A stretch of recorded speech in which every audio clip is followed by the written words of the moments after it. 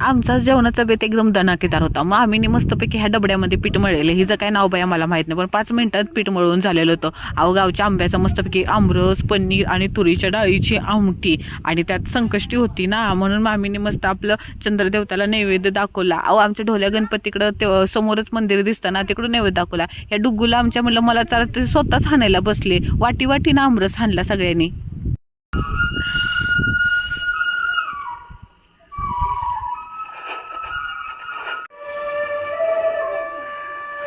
तर तुम्ही मला म्हणाल की लगेच मध्येच संकष्टी कुठून आली. अहो मला व्हिडिओ टाकायला उशीर होते कामामुळे, पण उठल्या उठल्या वातावरण कसलं भारी वाटते. लगेच समोर मंदिरं दिसतात आहे, घाटाच्या बाजूला घर आहे आणि घंट्यांचे आवाज आहे आणि गॅलरीतनं चक्क महाबळेश्वर पाचगणीचं डोंगर दिसतात आहे आणि सगळ्यात भारी भर उन्हाळ्यात माणसं उन्हाळ्यानं मरतात आणि आम्ही इकडं मस्त रजाई आणि स्वेटर घालून झोपत होतं. पिंड किती शंकराची भारी होती. आणि हे जातं आहे